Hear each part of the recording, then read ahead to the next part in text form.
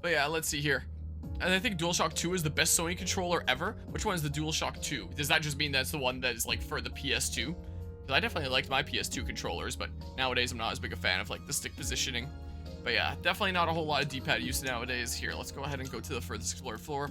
If a linear platformer like Crash Bandicoot doesn't use D-pad, I don't want it. Grew up with Crash, so yeah, it matters to you. Yeah, that's fair. I mean, a guy first, for me, D-pad has always been occasional buttons in games. Yeah, as opposed to like the main kind of thing. And even then, I mean, playing something like PS2, like, I don't know, like, that's my first console that I played. I started playing on PC when I was like 2 years old. Oops, not that way. And I don't think that there was all that many things that really use the D-pad in that. Like, I can imagine, like, PS1 or things like SNES, NES, you're gonna get used to, like, the hard buttons rather than sticks. But yeah, that's the kind of thing that I never grew up with there. But yeah, a little too late for that now. What with the Industrial Evolution? 3 and 4 were alright for the controllers. Gotta read on that weird thing. Maybe I'll try one out one day. Hang on. It's moving to the lower floors. At this rate, if it keeps running, we may lose it. Please hurry and catch it. I'm not catching it until we catch it in the store. There's no rush here. There's a Monad door. I guess I could go there for fun. Is what I could do. Yeah, I grew up with PS1. Had PS1, still have your PS2, had PS3. These three were similar controllers, so the D-pad was insanely good on them. Then DualShock 4 happened, which is hated, rightfully so. And DualSense is a bulkier, heavier version of DualShock 4 with gimmicks you don't care about. What, with like the big trackpad thing there? Buttons of the DualSense feel cheap to you. Yeah, that's fair. Like, I haven't minded the controller too much playing FF16. I don't think that's terrible or anything. I kind of like the adaptive triggers and stuff. That's something that kind of surprised me. Where it's like I go to open a gate and then I hit the button and the trigger gives me resistance. And I was like, whoa, what? Like that, well, threw me for a loop at first. Then I started pressing the buttons for Final Fantasy 16 to stuff on the D-pad. Trying to get Sylphidora to appear. I'm getting myself all mixed up now. For me, it was original Xbox, your first console. You don't remember age? Well, as your brothers, but you also played on it. Remember, because you played KOTOR on it. Nice, nice. I had an original Xbox for a little while, like after it wasn't super new anymore. Played it for a decent while.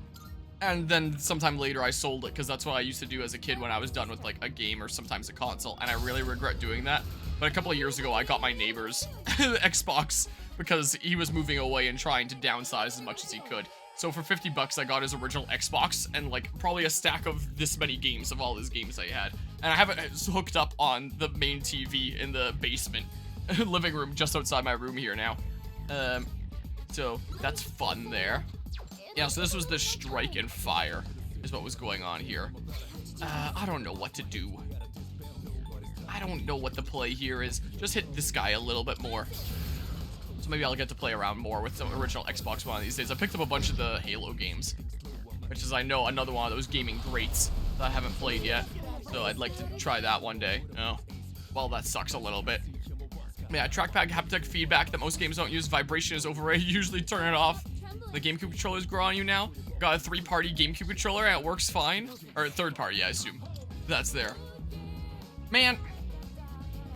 I usually don't play with a GameCube controller, but for Smash Bros, I can only play my best if I'm using a GameCube controller. I gotta plug in that GameCube adapter, I gotta play with a GameCube controller. Like, I can play not half bad with a Pro controller, but if I want to be on my best game, then yeah, GameCube controller is the way to go. And that's probably the case for a lot of people, where the GameCube controller has just kind of become the Smash controller. And yeah, it looks really nice. If it just had, like, another trigger or bumper or whatever the term is for like the top one, so it had all the buttons that most normal controllers would have, then it'd be great. And maybe people have made some versions of that. Gosh dang it.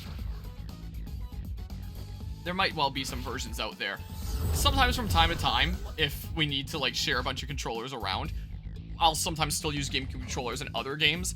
Like, not this past time, not Christmas Eve, but the family gathering before that, my cousin and I ended up playing with GameCube controllers in the new Mario Party, and my cousin's kids just ended up playing with like Pro controllers there, because we were playing Smash before, and then we were like, oh, let's just keep using GameCube controllers. Like, it's fine. It's not like we're gonna need all the triggers for Mario Party.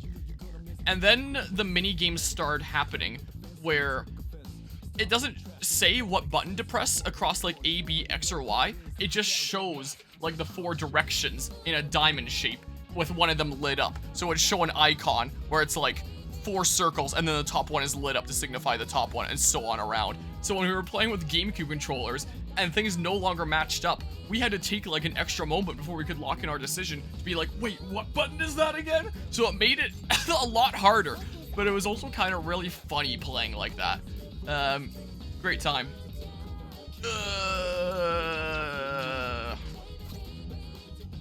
Here, just go ahead and do that.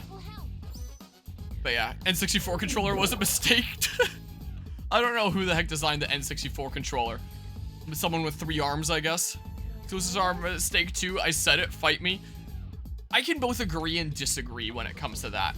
Like, I do know how exclusives can be kind of anti-consumer, and it is nice to be able to play what you want on like whatever platform is most convenient for you. But exclusives are also kind of like the lifeblood of what defines a console. Like when you think of a console, you'll think of the exclusives that are available there. Like there's lots of different things that you can think of on, say, the PS2, for example. But you think of the PlayStation 5, what do you think of now? So when the PlayStation 5 first came out, it was flying off the shelves. It was being scalped to all hell because everyone thought it was going to be like the next big thing and get so many games coming out for it. And then like so few games really came out for it, and now everybody is like, what is the point in owning a PlayStation 5? Like, where are the games? And because everything just gets poured to PC later down the line, and then it becomes like a self-destructive loop where more games are coming to PC, which gives people even more incentive not to get a PS5 and to instead play on PC or other platforms where this might be available. And then other companies that would otherwise be making exclusive for PlayStation, like Square Enix with potentially Final Fantasy, is like, huh, this isn't profitable, we gotta take this to PC later. And things like the Final Fantasy VII Remake games and Final Fantasy 16 have come to PC now because it's not profitable to keep it just on PlayStation 5. And then there's even less incentive for people to pick up PlayStation 5s and more incentive to just stick with the consoles that they're comfortable with. And then it just becomes like a loop where there's like very, very few truly exclusive PlayStation 5 games nowadays. And it's like, yeah, what's the point in owning the console? I mean, the best thing to own is clearly the PS5 Pro now. I wasn't really following it all that much after the announcement, so I wasn't sure when they were coming out, but when I was recently at Best Buy, I saw that they were in stock, so they're out now. And it's $960 Canadian. I was like, what? For what games to play on it? And also, why wouldn't you just start investing in like a gaming PC at that price? Because your gaming PC can do so much more things for you because it's a computer as well. So if you're starting to pay that much for a console, you may as well just start investing into a PC. Is my humble opinion, but well, I don't know what the heck to do here. Just do this again. But yeah, the PS5 is in game debt. Yeah, it kinda is here. The color of my game box really doesn't matter to me. Plus PC is just better today, cheaper in the long run. Absolutely. Can oftentimes get cheaper games there, what with like the whole digital age, whereas with console it's like with the physical editions they gotta keep it consistent across like the digital game store and physically. So I feel like digital games you see go on sale a whole lot more on PC, where digital is the standard, where people aren't really getting physical PC games all that much anymore. I mean, they still try to standardize it across like console prices a lot of the time, but I still find it can generally be cheaper. You're getting a machine that can do a whole lot more for you, and you don't have to shell out subscription fees just to be able to use online and be able to play with your friends like every other console has nowadays, which is really nice. Like, that is one of the biggest gaming scams that's gotten normalized, needing to pay to use online. I honestly feel like I will die on that hill. I don't know, just get him again. Yukari can heal when it gets over to her. Or, well, she would want to cure the fear on, I guess, I don't know. Yeah, consoles are on life support. Ooh, only held up by the reluctance of people to make gaming PCs. Maybe. I'm sure that PC is getting more and more popular. I know that like things like indie games are also getting a lot more popular, as people are also kind of tiring of the AAA formula, and like a lot of the big games that are coming out nowadays is also the case here. Maybe I'll just, well, it'll go over to you in a second. So, oh yeah, and I still don't have any strike. Here, let's lower everyone's defense there, is what we can do. Like this. Never mind. I'm not actually doing that. Let's go ahead and do that. Like another hot take for some that may not know, PS5 and Xbox Series S/X are pre-built PCs. They are, with locked-in operating systems, are both x86 PCs. Nintendo's running ARM IRC, so I understand their approach. I mean, technically everything that you use is a computer. I mean, you could also say that, like, this in my pocket is a computer here, but yeah, it is essentially just running, like, a specific OS and just being built to run these games that are hopefully designed for them. Sometimes I have my doubts about that with some performance in some games. Someone's gonna have to heal Yukari, because she might not be able to do so for herself now.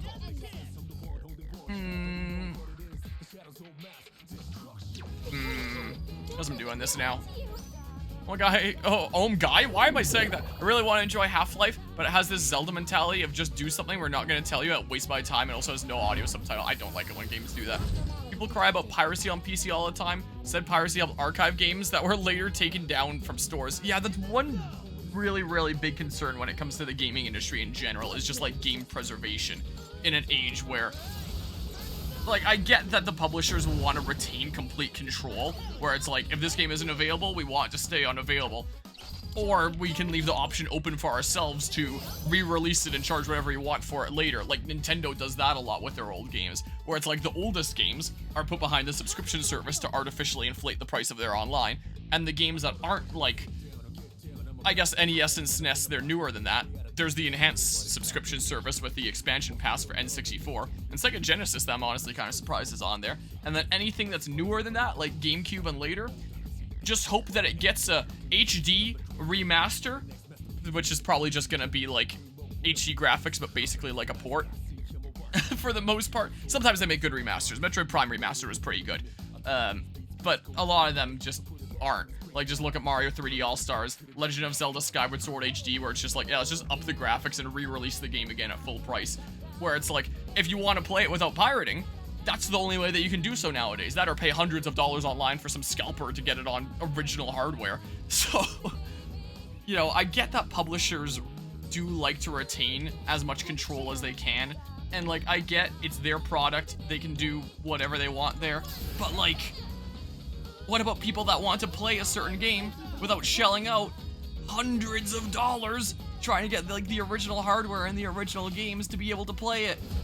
It's insane. So I do think that the industry definitely has a big preservation problem, I would say. I don't know, you can just, like, charge for now or something. But yeah, to be honest, I even saw the new age of handheld consoles like the Steam Deck are outdone by gaming laptops. Yeah, I really haven't followed all that much when it comes to the Steam Deck. I don't know how popular they are. I've never seen one apart from in stores. I don't know how many people actually shelled out for one instead of just getting, like, the gaming laptop. But at the same time, I also feel like gaming laptops are also filled with, like, their own set of problems, and a lot of the time they kind of suck, in my experience at least. Sega takes down retro games from stores. People, they are making new game/service. Sega, nope, fuck you, we're not doing a retro company. Lol, no Dreamcast Mini. Nothing like that, but some of them are going to become available on, like, the expansion pass on Switch.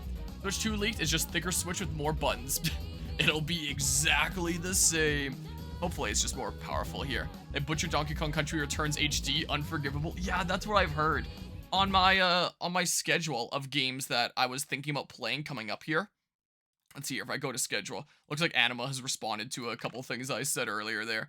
I put this on as a maybe I'd do it, but as more and more information is coming out, and it seems like an inherently, like, just worse version, I just especially don't have interest, and that maybe is now a lot more leaning towards that, yeah, probably not. Oh, just that you sent me messages on Discord, I haven't read them yet. It is all Anima. Yeah, the phones are ARM, so not similar to desktop PCs. Oh, I was just saying that they're, like, just computers. But yeah, I know, not PCs then, not personal computers. AMD makes their SoC system on a chip. There's nothing wrong with owning and even loving a console, don't get me wrong. I'm done pretending exclusives mean shit when they can port them for everyone and sell more of them now that hardware is the same across the board. And yeah, maybe if, I wonder how the PS5 would have turned out if that's what Sony started doing as opposed to, like, timed exclusives. Would it be better? Would it be worse? Because I do think that PlayStation does definitely have an exclusivity problem. Like, again, I get it. I would like my games to be available on the platform that I want to play it on. Like, I think that'd be the most pro-consumer thing. But at the same time, I do get how exclusive are the lifeblood of a system. So it's like, can kind of make arguments both ways there, is the case. But yeah, the most pro-consumer thing is just them being available on all platforms. Maybe I'll do this. Sure, that sounds fun. I don't know. I could have charged first, but, like, I don't think this battle's gonna be that tough from here. So I don't really need to be trying my absolute best. Although I was gonna say sabotage. I don't know, I was reading. But yeah, gaming is in a very interesting spot right now, I would say. It's in a bit of an interesting place. Oh, well, that was some pretty big damage there. Pretty nice. Alright, let's just do some damage this way. Might as well save this theurgy for another battle at this point. That's what I think I will do. Yeah, he's so good because he hit a weakness. You know who learned the game? Xbox did. Xbox realized they can't win the old school mindset of exclusive. They realized ecosystem and service matters the most, which is why they're doing everything as an Xbox ad campaign. And it's true, you have Xbox on your PC, mobile, and consoles. How many, like, units have they sold when it comes to Xbox, though? Because I know that when people think of Xbox, they don't really think of exclusives because you can just play their games on PC anyway. So I don't know how well the Xbox Series sold. And when people think about, like, the best hardware console, I'm looking around for Strike again for some reason here. They would usually think of PlayStation 5 is what I still think is the mentality. Although, still without much reason to get it because, like, lack of exclusives. But, like, what even is on Xbox, really?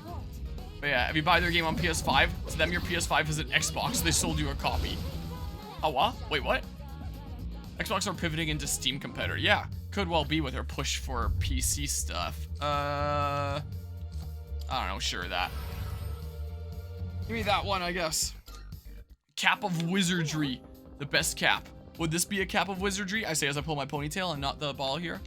I was hoping Acquire was going to make more Mario and Luigi games ever since Peak came out, but no, Sony bought them out.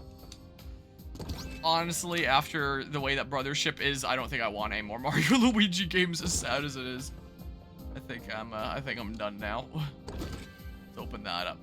That is my take there. Don't sense any more treasure chests here. It's still dangerous, so please try to come back as soon as you can. Yeah, we out of here.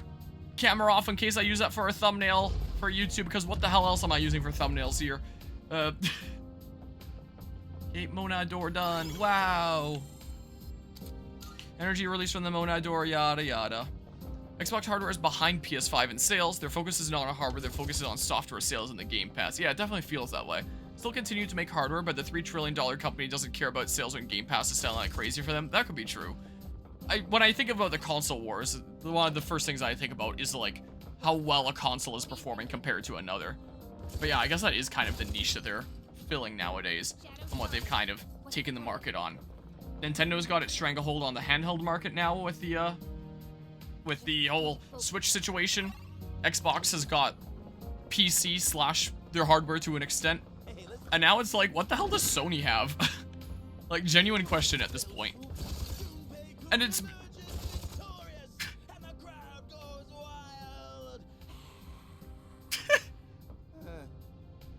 They say you can visualize things into reality, but I don't know. I'm sure that Sony's in like a really, really weird place after this year. After their $400 million bomb of Concord came out, that just turned out to be like, you know, almost $500 million down the drain, essentially, because they want to get a piece of that super lucrative live service pie. And then, like, the smaller project that they make of just, like, the simple platform made off of the little mini game that was included in the PS5 by default is a thing that ends up winning Game of the Year. So now Sony is probably really scratching their head thinking, like, huh, now what? Do we try to make more of those because people clearly really like that? Or do we keep on trying to, like, find ways to get into, like, the live service market? Because if you get a foothold in, like, the live service market, that's a continuous revenue stream, as opposed to a regular game release where it's, like, most of your sales are going to be, like, shortly after it comes out, and then, like, a trickle of occasional sales from there. But, like, the main revenue of it is, like, very shortly after release, as opposed to live service where it's like, yep, you're always consistently getting, like, a pretty strong revenue stream from that. So I can see why the live service pie is so appealing for them to go towards, but clearly people hated their really big live service game this year, and their smaller platformer game is the thing that won Game of the Year. Was caught up to whatever gave me the identified reading. Keep going and be careful. There's a treasure chest. So it makes you wonder what Sony is thinking right now and what direction they're going to want to take things. I'm sure that they're not going to give up trying to get a piece of that live service pie, though. I'm sure that they're still going to try and come up with other things here. But yeah, Mediarama. And these guys despawned, right? Yep, nice. But yeah, at that point, just ditch the Xbox name and call it Microsoft Gaming? Yeah, maybe. Or something. Like, that sounds a little bit corporate. They might be able to come up with a more fun name than that. I don't know. Mipatra. Hey, look, a ketchup mechanic thing again. But yeah, which is why I'm saying ecosystem matters most. Yeah, for sure. What the fuck did AZ Origins just got a 90% discount on your Steam? And too bad your PC can't run it. Yeah, Ubisoft really likes marking down their games. There's a lot of things I'll criticize about Ubisoft, but at least they put their games up for good prices a whole lot of the time. Unlike the company whose games I play the most of Nintendo. Which I think is really funny. With Mario plus Rabbids Sparks of Hope, the most recent Mario plus Rabbids game, which is made by Ubisoft, that's like the only Mario game that you'll consistently see for like a super cheap price because it was Ubisoft rather than Nintendo that was behind that there. I guess like help from Nintendo. So it was funny, as I was browsing around like electronic stores the other day and just looking through the Switch games out of curiosity, you see all these Mario games for like $80 Canadian, $80, $80, $80 all across the board. Maybe some on sale for like 15 bucks off with the holiday season. And then you see Mario plus Rabbids Sparks of Hope where it's like $30. It's like less than half price of a full price game. And yeah, the other Mario games would never be like that. So you want to get a Mario game for a good price, you get the Ubisoft ones of Mario plus Rabbids, which are actually really good games. Wait, did I just miss the opportunity for the ketchup mechanic door because I was playing on autopilot and not paying attention? Uh-oh. Uh-oh. I think I just missed out on stuff there. Sony copied Xbox in this new ecosystem because it started to hurt them financially. They're not a $3 trillion company. They sold hardware at a loss and didn't make their money back with software much because half their fan base still uses PS4. And half their fan base still uses PS4 because they continue to release games on like PS4 and PS5 together, which even begs more of the question of why get a PS5. And I still feel like there hasn't really been any significant games that have truly pushed the PS5 to its limits. That's probably why there's still so many games. Oh, gosh dang it. Yeah, I screwed myself over. Whatever. Probably why you still see so many games that are still released on PlayStation 4 in addition to PlayStation 5. Because they're not really pushing the hardware to, like, what it can truly do when it's being pushed. I don't know how to phrase these things. I don't feel like doing the Monad door this time, so I'm not.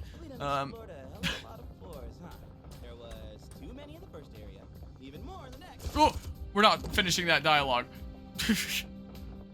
But yeah, let's see here. So Sony decided to make a PS Plus extra like Xbox Game Pass. I think as of me getting my PlayStation 5 is how I found out that that was a thing with the whole PlayStation Plus. Heard Xbox was gonna make a new handheld, and a day later they said they were doing it too. They're porting their games on PC now because it sells. Yeah, because you have to there with the state that PS5 is in. Because now people aren't interested in the console and picking it up and getting games for it when there's so much better alternatives. Yeah, Steam Winter Sale is definitely a good place to get some good deals there. Mom told me a few weeks ago that Nvidia, when she used to work there, makes video games. I was so confused because Nvidia never made a game. I'm unsure if they opened a studio at their building and gave it to a smaller studio to work there or what. But I had to tell my mom since the time she worked there and now Nvidia never made a game. Maybe just thinking about like gaming hardware, if you're gonna count things like GPUs and that, or whatever the heck all other stuff they make. When I think of Nvidia, I think of GPUs. I'm sure they make a lot more than that. Scoozy?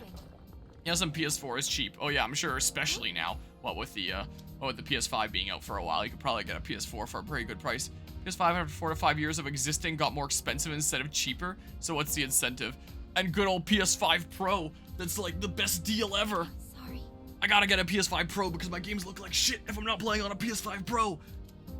Like, I saw it on the shelves when I was at Best Buy. I was like, man, I gotta own one of those. At least Xbox always had a $299 option in the Series S, which you own and love it. Nice.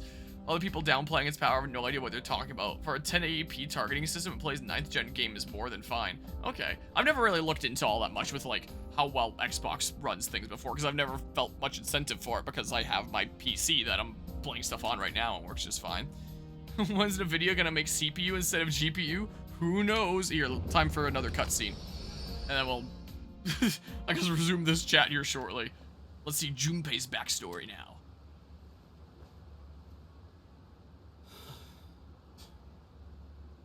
That dumbass. Seriously? Getting drunk on cooking wine? That's damn pathetic. Even for a deadbeat dad. But so am I guess. Presenting out like this every day. Man, what am I gonna do now? I got nowhere to go. What's up, Pooch? You got nowhere better to be either? Sorry, bud. I don't got any food for you. You know, you look kind of familiar. Have I seen you around here before? Yo, it's Junpei. Oh, hey guys. Oh, why the long face? You said we're in different homerooms now. Nah, only thing sad here is your IQ. Wait, ain't it way past your dorm's curfew? What are you guys doing out here? Oh, you know, we snuck out. It's your second year. You'll learn where the secret exit is. Anyway, we're heading to Escapade to celebrate my guy here finally striking out. Wanna come with? Whatever, I still have a shot. Still in denial, huh? Come on, face it, man. Yukari Takeba is way out of your league in the first place. I never expected her to hook up with that new transfer student right off the bat, though. Yes, she's into the dark and mysterious type. I don't know. Seemed like a normal dude to me. Aw, man, get this. That transfer kid? Rumor has it, both his parents died when he was younger. Someone got a peek at his file when Toriyumi left it lying around. Man, you're so gullible. That stuff only happens in soap operas. Hey, I did say it was just a rumor. Look, man, forget that. Let's get going. I know a guy who knows a guy who can grab us some booze. Booze? Sorry. I think I'm gonna pass. What? Come on. Live a little, why don't you? Dude, I already said no. I just ain't in the mood. Well, looks like I'm the only one nursing your broken heart tonight. Dude, I'm telling you, I still have a shot.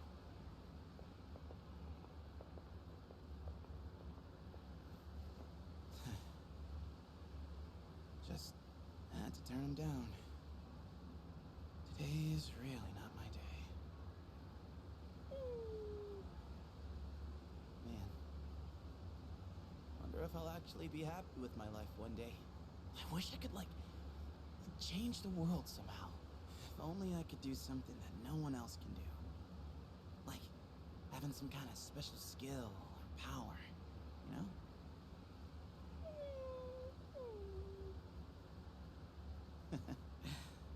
Don't give me that. I'm sure someday we'll be able to make real friends. Friends who actually understand us. Oh, there's another Steam achievement, the Disillusioned one. Witness Junpei's past. Definitely not my proudest moment there. Also, is it just me, or is like the voice acting in the cutscenes seems significantly quieter compared to like the music and sound effects when I'm playing the game? Like, I have the game up at a certain volume where it's like, as I'm playing and doing battles and stuff like that, the music and sound effects sound like it's just fine. And the moment like a cutscene starts in this DLC, it's like the volume just goes down a notch, and then it becomes a little bit hard to hear, and then I have to turn up my volume. But in battle, it sounds just fine. So it's like, what the heck? If this is gonna be consistent, I guess I could always go into the menu, turn down the music and sound effects, and then turn up the overall game to kind of balance things out. Maybe I will after this. I don't remember having this problem in the main game. It's just good old-fashioned bad audio mixing, I guess. So it really was you that day, huh? There's so much bad audio mixing in the gaming industry in general, it disappoints me. Seems like destiny, don't it? The amount of games I've played where I literally can't hear the characters over the music. That was Like, the same thank goodness for person Naruto subtitles. found me. I had nowhere to be, so I was just chilling in the convenience store and reading magazines when the dark hour hit.